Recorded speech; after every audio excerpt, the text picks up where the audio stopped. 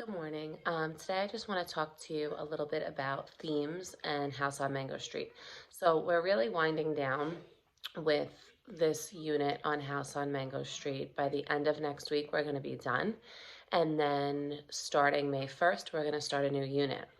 So um, as you can tell, I gave you quite a bit of choice when it came to reading the vignettes, and I did that because the book is really just supposed to serve as a guide for your own books.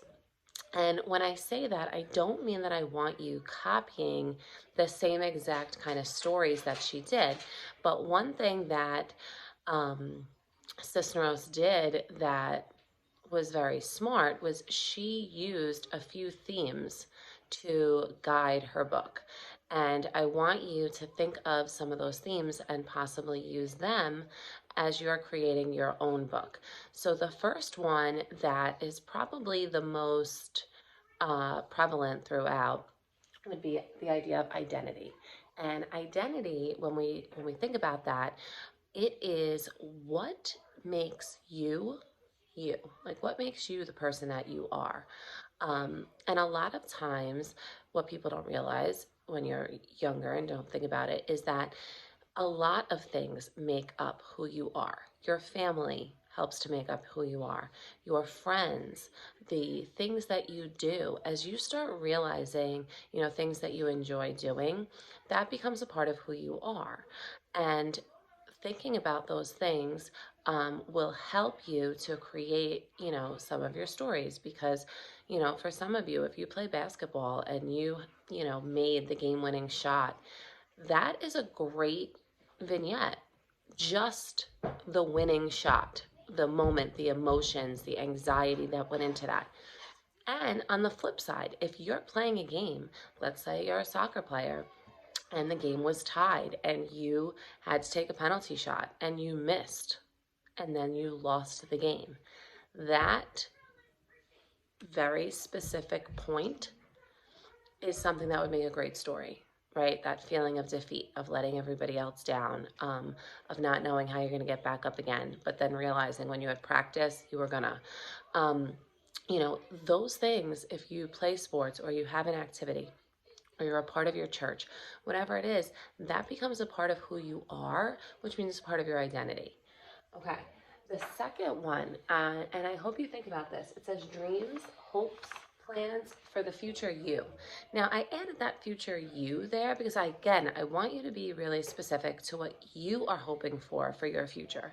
Now, remember, future, depending on the person, can be a number of things, right? Tomorrow is the future. 3 hours from now is the future. But also 5 years, 10 years, 20 years. What do you hope for yourself? Right? And don't just say, I hope to be successful, right? We all want to be successful. But again, that's general. You want to be really specific, okay?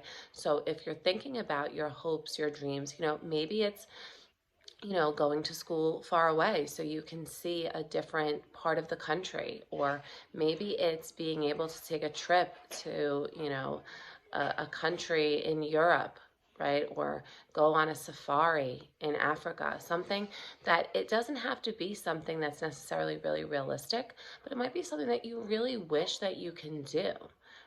Think about your hopes, your dreams for the future. Society and class.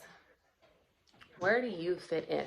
Now, again, this can take a number of things. You guys are teenagers, so you are a specific part of society, right? You don't have much say when it comes down to things, but you are too old to not know what's going on. So that's a big deal. Thinking about the class system, about monetary systems, right? Are we in the lower class? Do we wish to become in a different class? Do we hope to do different things? Do we feel that we are discriminated against in certain things? And again, this is individual. So, and no one else is reading this besides me. So be honest about it. If it's something that means something to you. Now, you might not think about social class. You might not think about it at all, which is completely fine too. We try not to get bogged down on different things like that. So if it doesn't have any meaning to you, then just leave it alone. But some of you, and I know this for a fact because of talking with you guys during the year, some of you do have some feelings about that. And you can definitely write about that in your stories. The next one is gender. Obviously, that is something that, again, if it's something that means something to you, whether within your family traditions, your religious traditions, or just out in public. And again, this has to be for you, okay? So now some of you might have stories of your grandparents feeling a certain way because of their gender. Unless it directly made you feel a certain way, don't write about it, because this is supposed to be stories surrounding you. If it is something that made a lasting impact on you, then definitely include it. But you don't want to just start reaching into different, areas of your family's life. You want to really stick to it being personal. And the last one is the home. And again, this is only if you want to write about these things. But when you think of home, what do you think about? Do you think about your house? Do you think about where you've lived before, where you might want to live?